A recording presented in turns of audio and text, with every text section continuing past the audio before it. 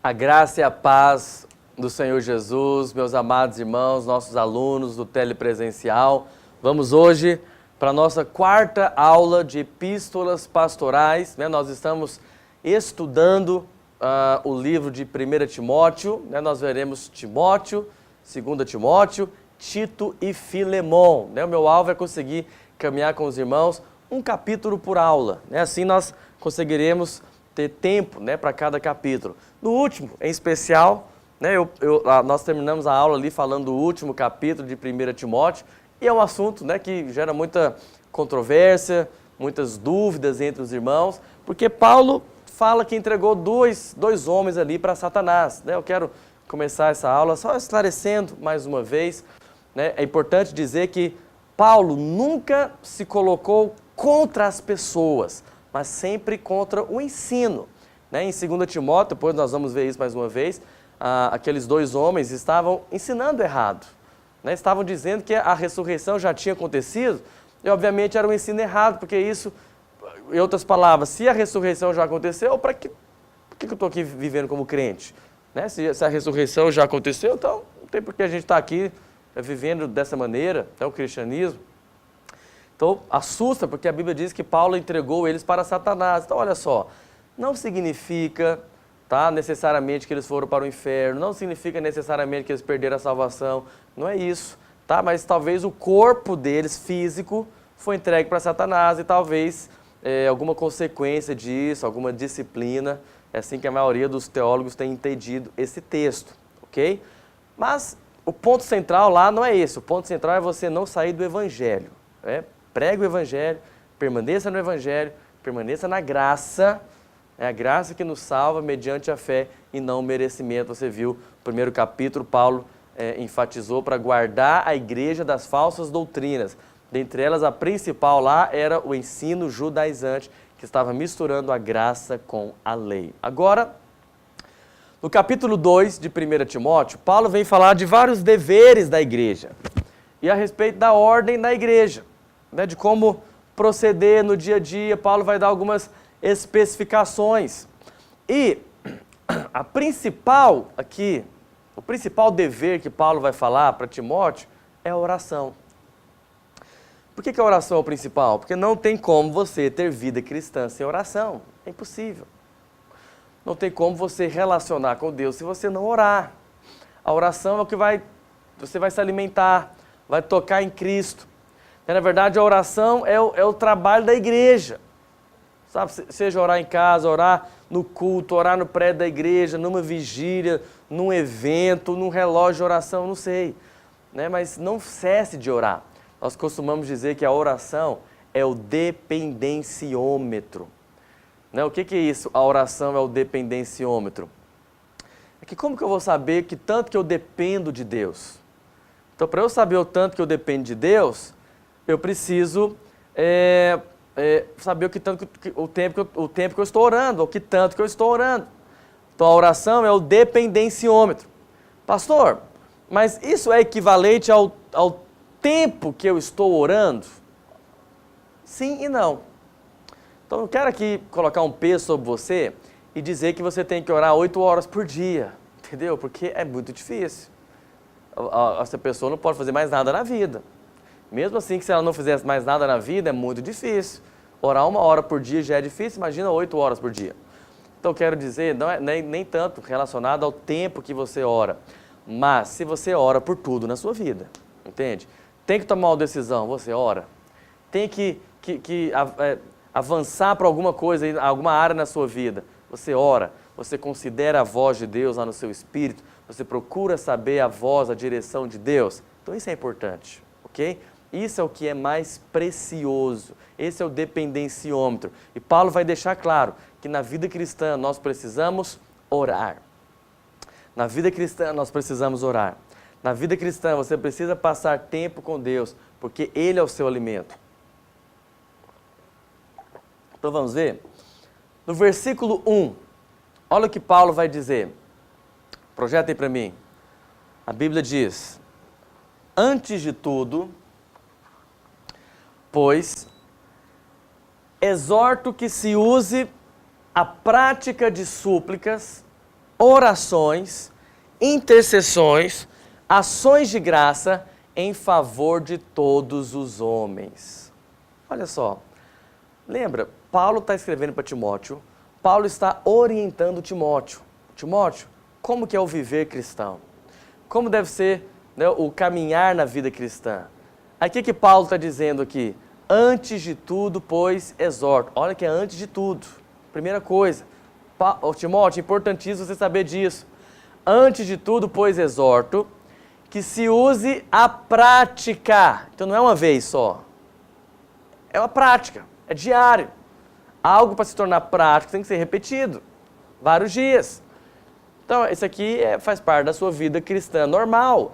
A prática de súplicas, orações, intercessões e ações de graças em favor de todos os homens. Todos os homens.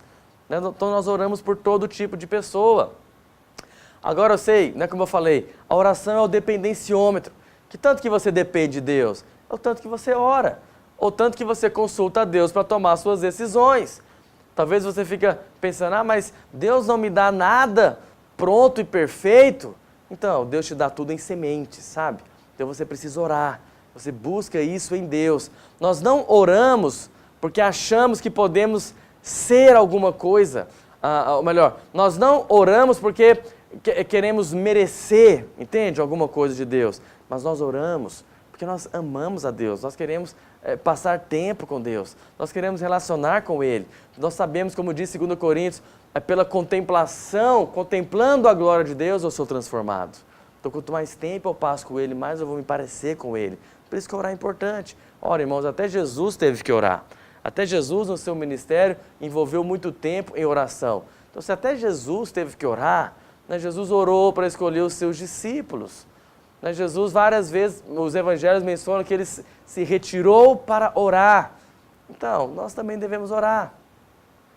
Sabe, nunca sai de casa sem orar. Primeira coisa que você deveria fazer na sua vida é isso. Alguém pergunta, pastor, qual o melhor horário para orarmos? Então, qual que é a minha dica para você? Se você deixa para orar à noite, quando você chega do trabalho, chega da aula, sabe, meu irmão, você está tão cansado, você já está tão assim, abatido fisicamente falando, que a sua oração não rende. Eu já orei muito assim, né? Trabalhava de dia, fazia faculdade à noite, chegava em casa, antes de chegar em casa, passava em algum lugar para fazer um lanche, um sanduíche, chegava em casa já mais de 11 horas da noite, tomava banho, um banho quente, aí eu falava, vou orar. Ajoelhava na beira da cama, mas dava 2, 3 minutos, o joelho começava a doer, aí eu pensava, não, vou ajoelhar na cama, porque o importante é estar ajoelhado. Aí, meu irmão, quando eu ajoelhava na cama para orar, eu só esticava. Passava 1 minuto, eu já estava com revelação daquele versículo, né? O Senhor dá aos seus enquanto dorme. Eu não orava nada. Até tentava, né? Ficava ali deitado, balbuciava alguma coisa, mas na verdade não estava orando nada, porque o meu corpo já estava cansado.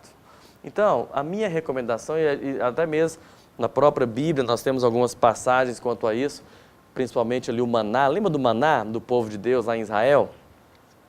O maná era dado de manhã, antes do sol nascer.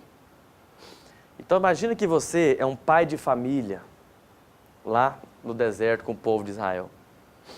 Se você quer que a sua família hoje tenha comida na mesa, você tinha que acordar antes do sol nascer e pegar o maná.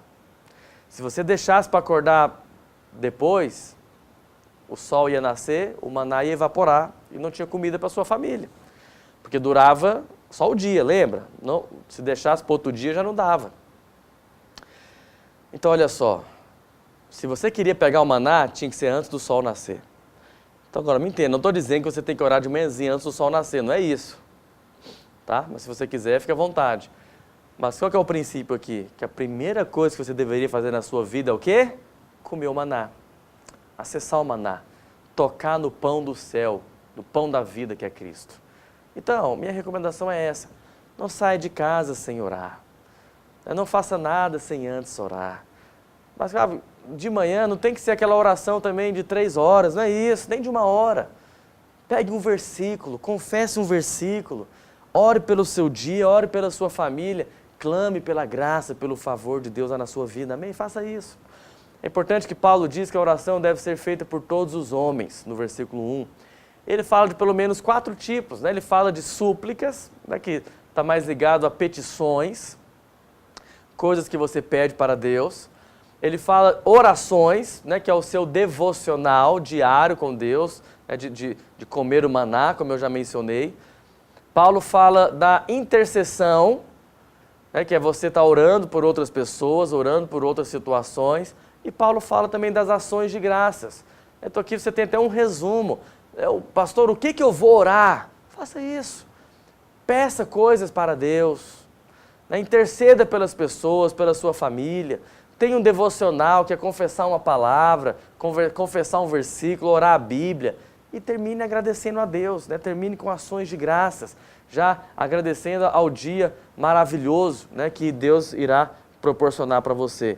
Então, Paulo fala, ore por tudo, ore por todos os homens. Antes de tudo, faça a exortação de que tenham a prática da oração, da intercessão, né, de ações de graça. Orar é importantíssimo na sua caminhada cristã. Versículo 2, Paulo vai dizer, acompanha aí.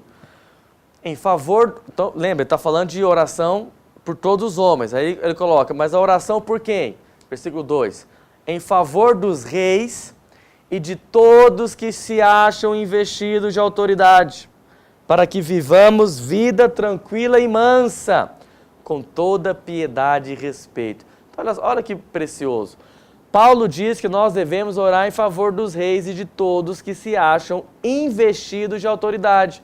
Então, Paulo diz que é bíblico orarmos pelas autoridades. E aí não importa se elas são boas ou ruins, se são autoridades boas ou más, morais ou imorais, justos ou injustos, corretos ou corruptos. Se é autoridade, toda autoridade é constituída por Deus. Se é autoridade, nós devemos orar por eles. Sabe, na sua igreja não deve ser diferente. Em época de eleições, deve aparecer políticos aí. Aqui na nossa igreja, na Videira, é assim. Quando é época de eleição, os políticos aparecem, querem receber oração. Às vezes vêm senadores, vêm governadores, né, vêm candidatos a deputados, etc. O que nós fazemos? Oramos. Oramos por eles. Por quê? Porque nós queremos ser bíblicos. Queremos orar em favor de todos que se acham investidos de autoridade. Sabe o que é interessante? Na época aqui, Nero era o imperador de Roma. Nero perseguia a igreja. Então, olha que loucura. Paulo está dizendo que nós devemos orar ali. Como que Timóteo entendeu? Timóteo, você deve orar até mesmo por Nero, o imperador, que persegue a igreja. Então, olha só, se deveríamos orar, se a igreja orou pelo Nero, imperador romano, sabe, quanto mais agora não vamos orar pelo presidente, ou vamos orar, né, pelos governadores, por todo aquele que é constituído de autoridade. Paulo coloca pelo menos 2 razões, né, para nós orarmos pelas autoridades. Primeiro, para que tenhamos vida tranquila, para termos vida tranquila. Sabe, essa vida tranquila implica numa economia estável, nas instituições consolidadas, né, que funcionam, a segurança, né, para que possamos ir e vir com tranquilidade, em segurança. Então isso é bom. Paulo está dizendo, devemos orar, né, para que eles não sejam corruptos, para que eles façam o que se esperam deles, para que tenhamos uma vida tranquila. Olha, irmãos, não é bom podermos ir para uma reunião sabendo que tem segurança? Não é bom podermos ir para uma reunião sabendo que podemos fazer o culto a Deus e não vamos ser impedidos por nenhuma ditadura, né, ou qualquer tipo de ideologia que queira nos proibir de cultuar a Deus? Então nós oramos por isso.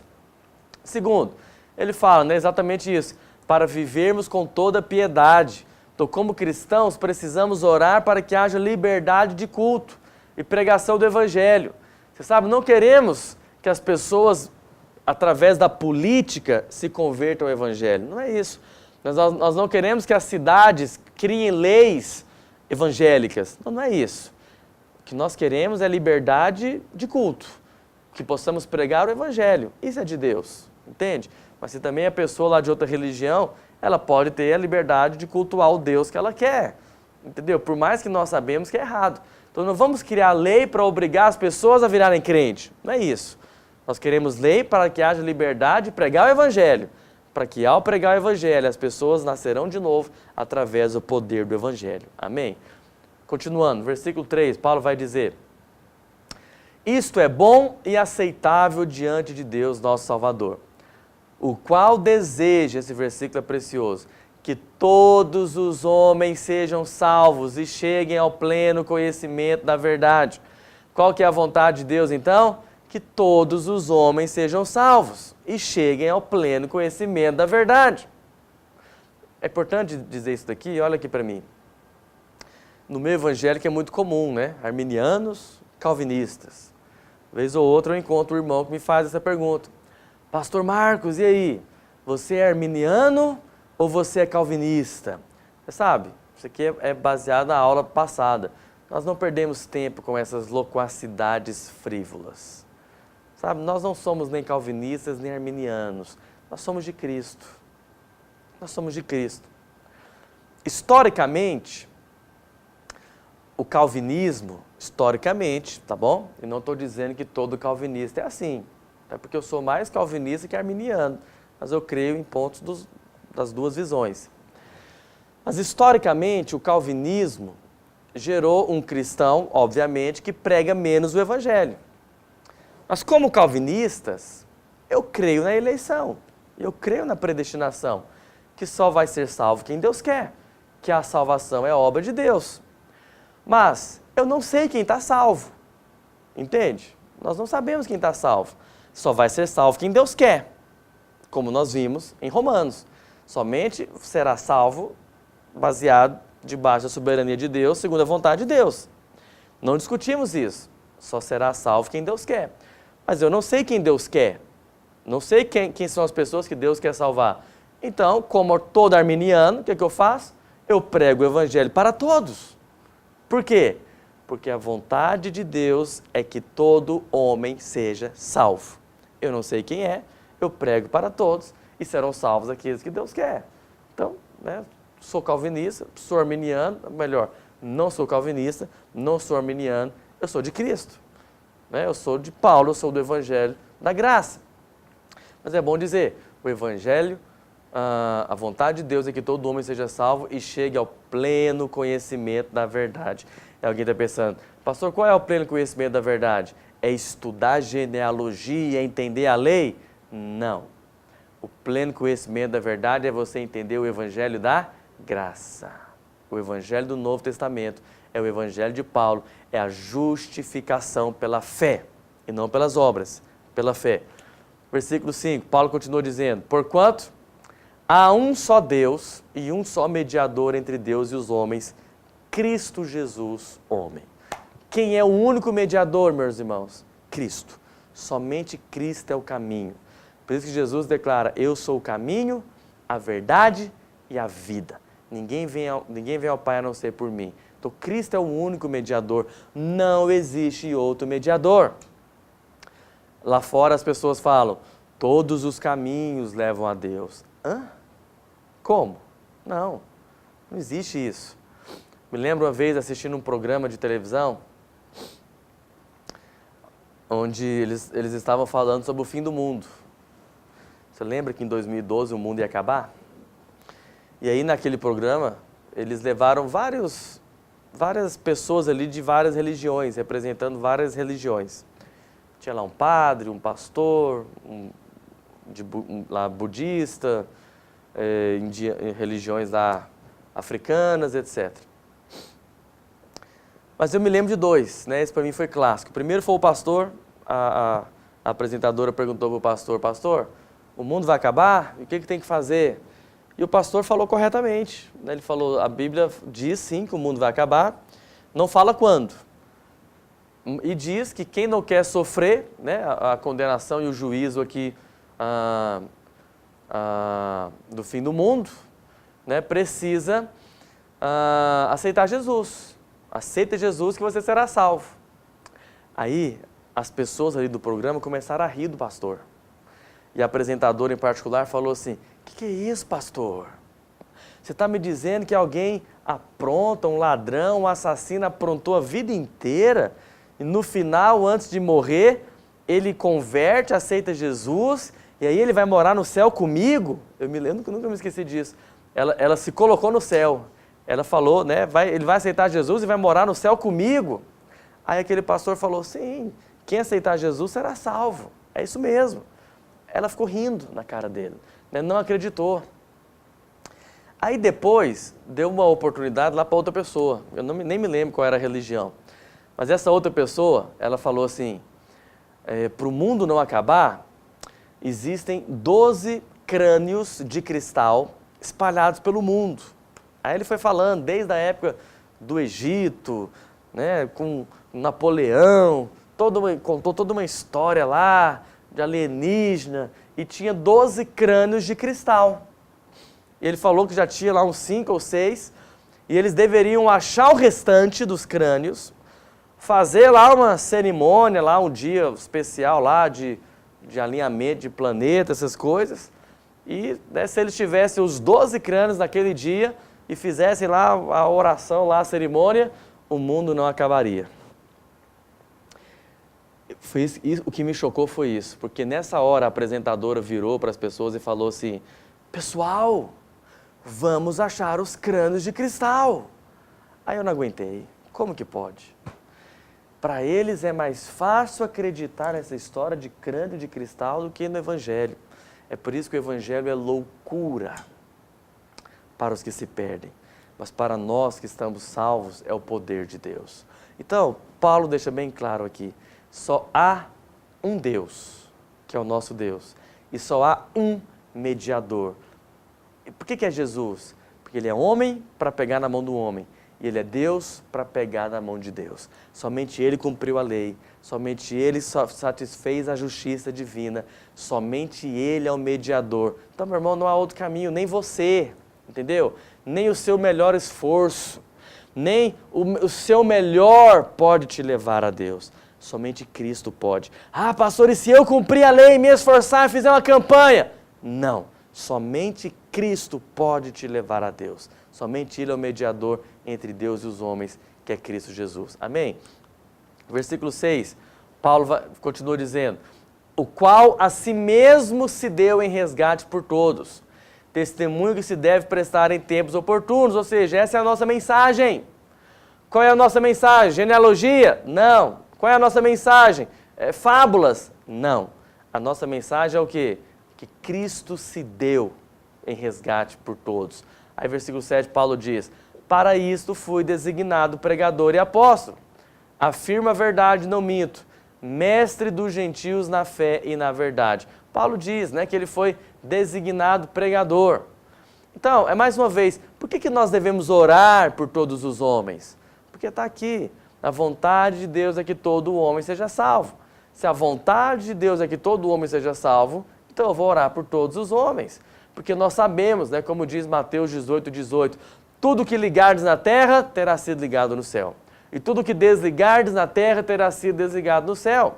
Então, olha só, uma vez que agora eu sei a vontade de Deus, que é salvar todo homem, eu posso orar agora de acordo com a vontade dele. E sempre que nós oramos de acordo com a vontade dele, Deus nos ouve. Então, meu irmão, ore. Ore por todos os homens. Ore pelas pessoas. Ore pela sua família, que é Ele que opera o querer e o realizar. Amém? Versículo 8. Vamos continuar lendo. Quero, portanto, que os varões orem em todo lugar, levantando mãos santas, sem ira e sem animosidade. Olha que bonito. Os varões, né, os homens, mas os cristãos em geral, devem fazer o quê? Orar em todo lugar, levantando mãos santas. Eu sei que quando fala mãos santas, você pensa assim, as minhas mãos não são santas. É sim, meu irmão, porque o que te faz santo não é a sua conduta. O que te faz santo é porque o santo mora dentro de você. Lembra quando Moisés chegou para falar com Deus lá no deserto? A sarça estava pegando fogo e Deus fala o que para Moisés? Tira a sandália dos seus pés, porque a terra que você está pisando é santo. Mas por que aquela terra era santa? Porque a terra era especial? Não, era porque o santo estava lá. Então aonde o santo está, que é Deus, aquele lugar se torna santo. hoje o santo mora dentro de você. Então você é santo. Quando o anjo chegou para falar com Maria, lá nos evangelhos, o anjo fala para Maria, o ente que vai nascer de você é gerado pelo Espírito Santo e ele é santo. Então tudo aquilo que é gerado pelo Espírito Santo é santo. Você também, quando nasceu de novo, você foi gerado pelo Espírito Santo. Então você também é santo. Ah, pastor, mas na minha conduta eu piso na bola. Eu sei, mas Deus, quando Deus olha para você, Ele vê o santo que há dentro de você. Então você pode levantar suas mãos santas e orar em todo lugar. Pastor, o que significa orar em todo lugar? É orar em todo tempo. Você ora em casa, você ora na igreja, você ora no carro, você ora no trabalho, não enquanto está trabalhando, né? Enquanto você está trabalhando, você tem que estar trabalhando. Mas quando tem um intervalo ali, você pode orar, ou então durante o trabalho você clama ao Senhor, Senhor me dá sabedoria, né? Abençoa, fala com o meu chefe, etc. Você ora, meu irmão, ore. Pastor, a oração é um mandamento? Não, a oração é o seu estilo de vida, a oração faz parte da sua natureza. Amém? Agora no segundo capítulo de 1 Timóteo, Paulo vai começar a abordar um tema que normalmente é muito resistido, porque normalmente as irmãs não gostam, né? E acham apenas que Paulo era machista, alguma coisa assim. Mas nunca se esqueça que Paulo é o apóstolo da graça e é quem o Espírito Santo conduziu para trazer a palavra de Deus para nós. Então, hoje em dia é quase uma agressão, né, falar isso aqui que eu vou falar para vocês agora, mas Paulo vai agora trazer o ensino a respeito da mulher na igreja. O que Paulo vai dizer? Vamos lá. Versículo 9, olha o que Paulo diz. Este é o primeiro ponto, né? Em público, as mulheres devem se vestir com decência e modéstia. Versículo 9 de 1 Timóteo, capítulo 2. Paulo diz, só relembrando, lembra que Paulo estava falando da oração. Então, como se Paulo estivesse colocando a oração e a conduta aqui agora, né, das irmãs, como assim, fazendo parte da mesma natureza. Ou seja, isso é comum ao cristão. Se a mulher cristã ora, também é normal a mulher cristã fazer isso daqui que Paulo vai dizer agora. Que ele começa dizendo, da mesma sorte, ou seja, da mesma maneira que nós vamos orar por todos os homens, que nós vamos levantar mãos santas orando em todo lugar, né? Da mesma maneira que nós estamos orando, né, pelas autoridades, da mesma sorte, o que Paulo vai dizer? Que as mulheres em traje decente se ataviem com modéstia e bom senso, não com cabeleira frisada e com ouro, ou pérolas, ou vestuário dispendioso, porém com boas obras, como é próprio às mulheres que professam ser piedosas, ou seja, as mulheres que são cristãs. Então olha só, o que Paulo vai ensinar aqui? Né? As irmãs que estão me ouvindo, abra o coração, amém? É a palavra de Deus. Mas olha só, o que Paulo vai dizer? Em público, não só em público, mas na vida comum das irmãs, né? As mulheres devem se vestir com decência e modéstia. Poucas coisas no meio cristão têm produzido mais problemas do que a questão das roupas, e principalmente são as roupas das mulheres. E o problema ele vem tanto pelo exagero do conservadorismo, quanto pelo exagero do liberalismo. Então, tanto o conservador demais, o liberal demais, tem problema, entendeu? Nós não queremos que as irmãs também andem, né, parecendo que está lá na Idade Média, mas também, obviamente, não pode andar dessa maneira sensual, como, né, temos visto aí, etc. Então, com certeza, a Bíblia tem algo a nos dizer a respeito da roupa. E o que é o principal que você tem que aprender da roupa? Baseado na lei da primeira menção. Quando Adão e Eva pecaram, eles estavam nus. Eles não tinham pecado. Depois que eles conheceram o pecado, eles perceberam que estavam nus e perceberam uma necessidade de cobrir. Então, olha para você ver. Aí eles fizeram para si roupas com folhas de figueira para cobrir. A Bíblia fala isso, eles se cobriram com folhas de figueira. Então aqui está o significado básico da roupa. Qual que é o significado básico da roupa? Cobrir. Se você está vestindo roupa para cobrir, tá certo. Se você está vestindo roupa para mostrar, tá fora do padrão original. Entendeu? Então aí já resolve a questão. Nós não queremos andar aqui pela árvore do conhecimento do bem e do mal. O que é a árvore do conhecimento do bem e do mal? Ah, pode isso, pode aquilo, quantos dedos, tem que ser isso, pode ser saia, não pode. Não, não ande. Isso é a árvore do conhecimento do bem e do mal. Ande de acordo com o Espírito Santo que habita dentro de você. Entende? Leva o Espírito Santo lá para o seu guarda-roupa. Você deixa o Espírito Santo falar dentro de você a respeito da sua roupa. Mas aqui na Bíblia nós temos um princípio. Roupa na Bíblia é para cobrir, não é para mostrar. Se você está usando a roupa com a intenção de mostrar, está fora do padrão. Se você está usando a roupa com a intenção de cobrir, então está correto. Nós temos várias passagens na Bíblia, né? É importante lembrar que Noé, por exemplo, qual foi o pecado de Noé? Foi, estando vestido, o que ele fez? Primeiro se embriagou e depois ele fez o quê? Tirou a roupa. Mostrou a sua nudez. Então, nudez, parece que Deus não é a favor de nudez. Obviamente, no contexto é errado, não é? Deus é a favor de nudez, o contexto certo. Vamos pensar no casal, né, lá dentro do quarto. Fora disso, Noé ficou nu, fora do contexto correto. Outras pessoas que não eram a sua esposa viram a sua nudez. Parece que Deus não aprovou isso, né? Deus tratou com ele. Então, por que você vai também vestir uma roupa que vai mostrar a sua nudez, né, que vai despertar a tentação lá, né, na outra pessoa? Parece que não bate com Deus isso. Quando Deus estava ali dando as instruções a respeito do altar, lá no tabernáculo, em Êxodo 20, 26, a Bíblia diz o seguinte: nem subirás por degrau ao meu altar, para que a tua nudez não seja ali exposta. Então, olha só, Deus não queria que a nudez da pessoa fosse exposta lá na congregação. Entende? Então, devemos tomar cuidado com isso. Tanto mulher quanto homens não vistam roupa que vai mostrar nudez, né, que vai despertar, que o homem ou a mulher lá vem para o culto para cultuar a Deus, mas fica olhando para o seu corpo. Entendeu? Está exagerado nesse sentido. A roupa do israelita cobria todo o seu corpo. As únicas partes que ficavam fora era a cabeça, mãos e pés.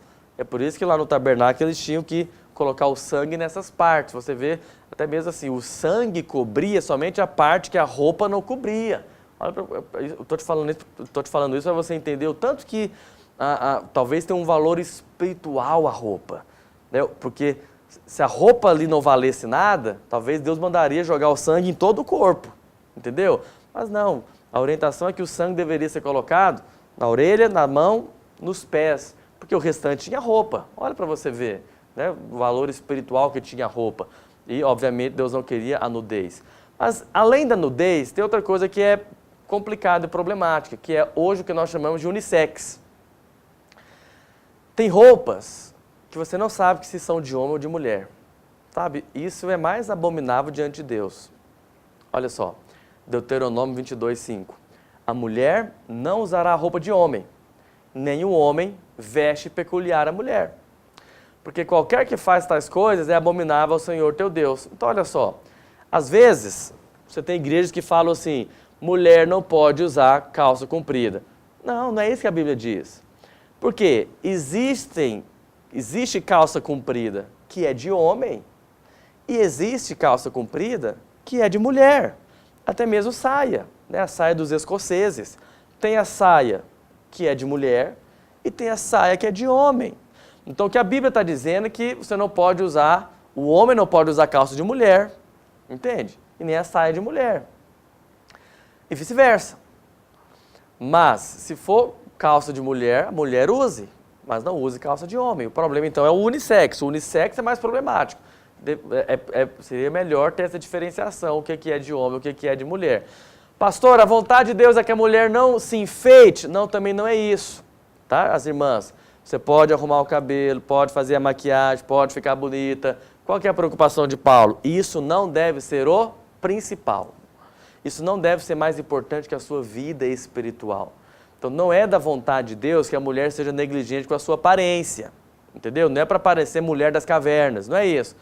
A mulher deveria sim se cuidar, andar bonita, se produzir, até porque você vai se sentir melhor assim. Isso é bom, mas isso não deve ser o foco principal da sua vida. O principal é a sua vida espiritual, é a sua vida com Deus. Então, entende? Algumas irmãs que querem apenas viver a vida por conta de academia para serem, né, para ter o corpo perfeito e ter a aparência perfeita. Mas por dentro é vazia. Por dentro não tem nem conhecimento natural, muito menos espiritual. Então está desequilibrado, ok? É nesse sentido que Paulo está dizendo. 1 Pedro 3,3, não é só Paulo, Pedro também diz: não seja o adorno da esposa o que é exterior, como frisar de cabelos, adereço de ouro, aparato de vestuário. Seja, porém, um homem interior do coração, unido ao incorruptível traje de um espírito manso e tranquilo, que é de grande valor diante de Deus. Então isso é mais importante, ok? O homem interior. Então aqui em 1 Timóteo 2, nós estamos lendo, o princípio básico é o que também? É o bom senso. Agora eu estou falando não só para mulher, para homem também. É o bom senso. Você, quando vai vestir sua roupa, tem que ter bom senso. Existem roupas apropriadas para cada ocasião. Existe a roupa do casamento, existe a roupa da praia, existe a roupa do culto, existe a roupa do trabalho. Entendeu? Então, vista-se de acordo com a ocasião. Se você vai no velório, você vai com roupa de velório, você vai pegar uma roupa escura, uma roupa comportada. Ah, mas eu estou indo, por exemplo, numa audiência lá diante do juiz. Vista-se apropriadamente. Ah, eu estou indo para a praia, vou de terno? Não, aí para a praia você vai de short, camiseta e chinelo. Entendeu? Vista-se de acordo até mesmo com a sua idade. Não faz sentido, né? Um irmão aí de 60 anos de idade querer andar e ficar usando roupa de adolescente. Não faz sentido. Entende? Até mesmo a roupa tem que ser de conforme a sua idade, conforme a ocasião. Espero que os irmãos estejam, né, me entendendo. As irmãs também. Você não tem que usar a roupa mais barata, irmã. Não é isso. Com o pior tecido. Não é isso. Sabe, João Batista usava peles de camelo, mas Jesus usava uma túnica cara, que era a melhor da época. Mas qual que é o foco? Não, que isso não seja o que vai consumir a sua vida. Entendeu? Alegre-se em Deus e não na roupa que você tem. Então, 3 coisas eu tenho para te falar a respeito da roupa. Primeiro, cada um vista-se de acordo com a sua posição. Então, um executivo precisa se vestir como executivo. Se você é rico, vista-se como rico. Se você é pobre, vista-se como um pobre. Se você não tem condição, vista-se com a condição que você tem. Entendeu? Até isso é de Deus. Você hoje não tem condição, não prosperou. E você usa a roupa para aparentar que você tem uma vida que você não tem. Entendeu? Não precisa disso, seja liberto disso. Ande de acordo com a sua posição, com aquilo que você tem.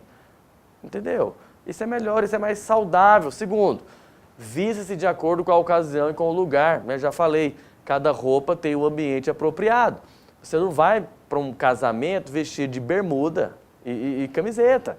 Porque você está honrando os noivos que vão casar. Então, vista-se de acordo, de maneira apropriada à ocasião. E terceiro, que talvez é um dos principais, evite estar consciente de si mesmo. Pastor, qual é a roupa perfeita? Aquela roupa que você veste e você esquece dela.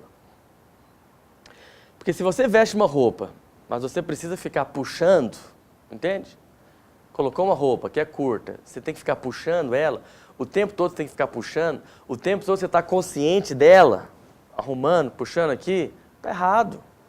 Sabe? Mas isso vale não só para a sensualidade, isso vale também para a gordura, me entende?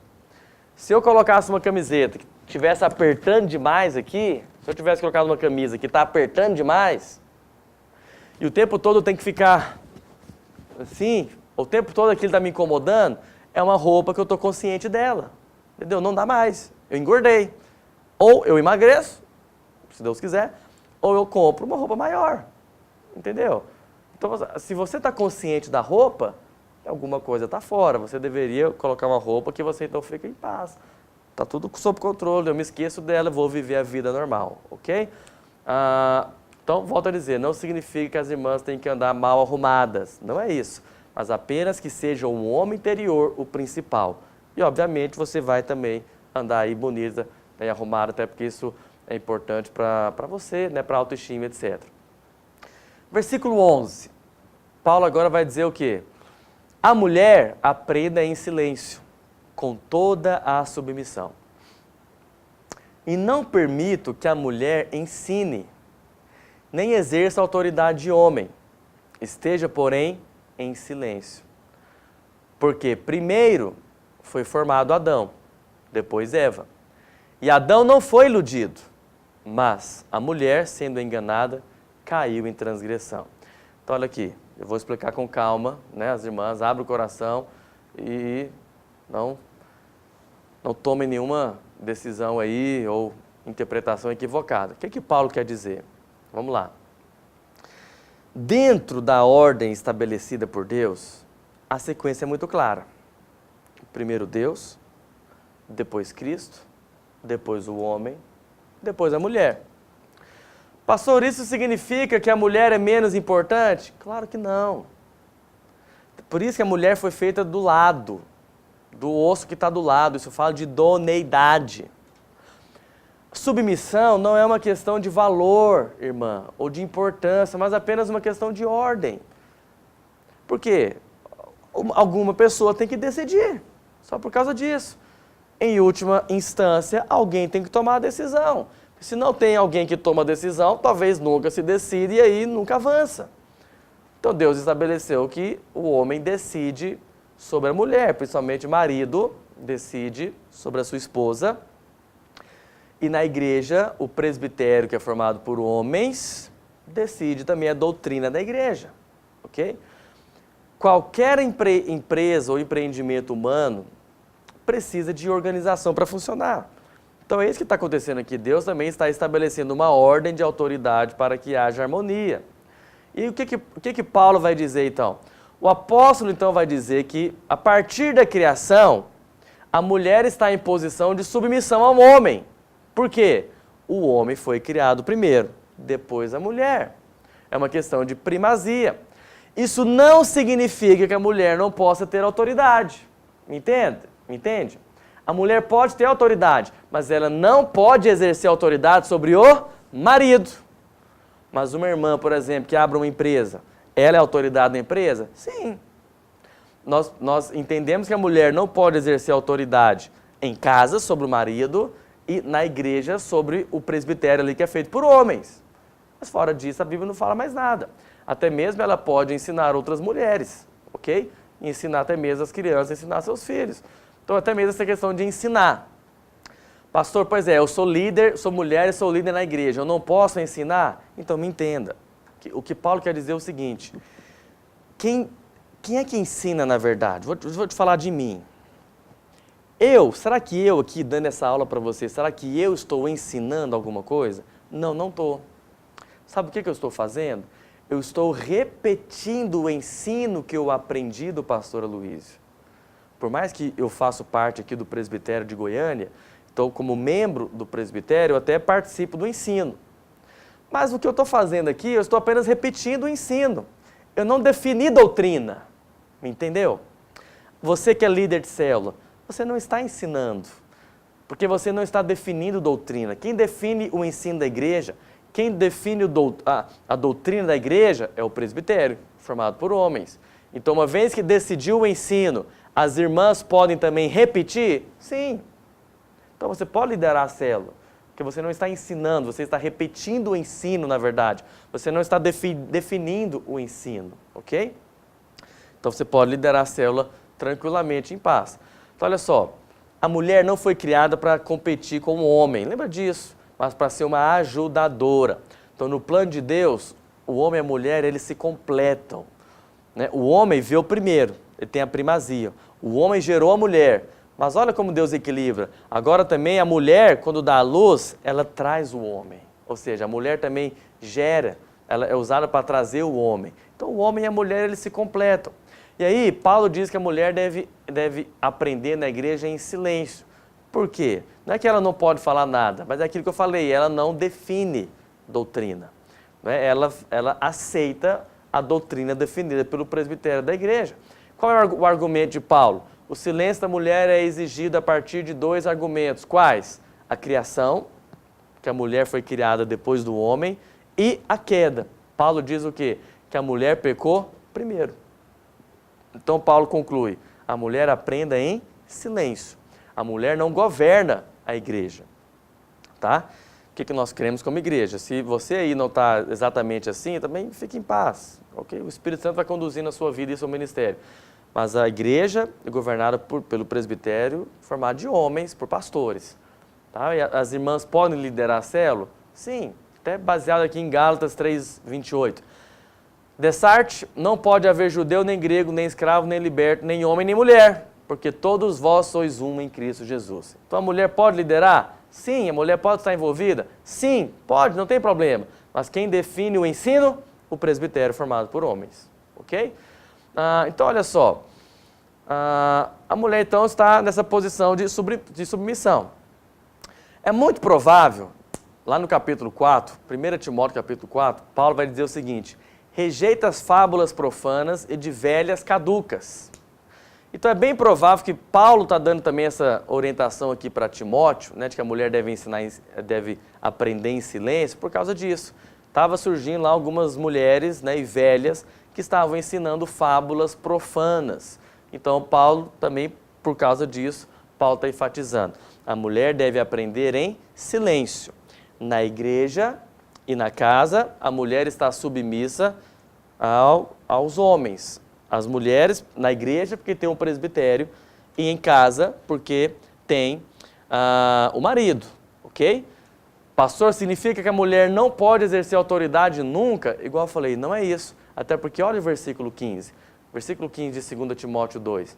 Todavia, a mulher será preservada através da sua missão de mãe, se ela permanecer em fé e amor e santificação com bom senso. Olha aqui. Sabe, irmãos, aqui também tem um motivo pelo qual nós cremos, nós como videira trabalhamos assim. Né? As esposas, as irmãs acabam que estão mais envolvidas com as crianças, com os radicais kids. Por quê? Porque esse texto deixa para nós bem claro. A mulher pode ensinar? Sim. A mulher não pode ensinar sobre o homem. Eu já expliquei isso. Mas a mulher claramente se percebe que ela será preservada através da sua missão de mãe. Ora, o que uma mãe faz? Ensina as crianças. Então, uma mãe ensinar suas crianças, está errado? Claro que não. Ela até deve ensinar as crianças e estender isso também para as crianças da igreja. Entendeu? Toda mãe, toda mulher tem essa vocação para mãe. E isso fica bem claro nesse texto. Paulo está dizendo, será preservada através da sua missão de mãe. Então, as irmãs, deixa eu falar algo para você, minha irmã que está me ouvindo. Você não está sendo colocado numa posição inferior quando você está indo cuidar das crianças da igreja. Não é. Sabe, eu oro para que seus olhos espirituais sejam abertos. Eu já falei isso para Deus. Se eu pudesse escolher, eu seria pastor de crianças. Sabe por quê? Porque é o melhor rebanho. A criança é a próxima geração. Os nossos filhos hoje são os crentes, serão os pastores, os homens de Deus da próxima geração. Sabe como que nós vemos isso? Para o melhor rebanho, o rebanho mais especial, nós colocamos as melhores pessoas, as pessoas que nós mais confiamos. Eu sou pastor de igreja. O rebanho mais precioso é quem? As crianças. E quem eu coloco para cuidar do rebanho mais especial? A pessoa que eu mais confio, a minha esposa. Entendeu? Então, na verdade, é uma grande missão que Deus está colocando na mão das nossas irmãs. Sabe, na verdade, as irmãs deveriam, não só na igreja, mas nas escolas, né? Mas os homens também, mais professores, para entrarem nas escolas, porque nós precisamos alcançar essas crianças. O diabo faz um trabalho intenso em cima das nossas crianças, irmãos. Sabe, nós não vamos perder. No que depender de nós, as nossas irmãs, as nossas mães e nós também como presbíteros da igreja, vamos investir recurso para que a próxima geração possa crescer já alcançada pela graça de Deus, debaixo da revelação da graça de Deus, do amor de Deus. Já imaginou os nossos filhos crescerem debaixo, sabendo que são amadas, que a graça de Deus é sobre a vida delas? Oh, meus irmãos, então irmã, ou você que está envolvido no trabalho com as crianças, você não está num trabalho secundário, pelo contrário, você está no principal trabalho da igreja, que é investir na sua vida na próxima geração. Amém? Deus abençoe vocês. Tenham um dia abençoado.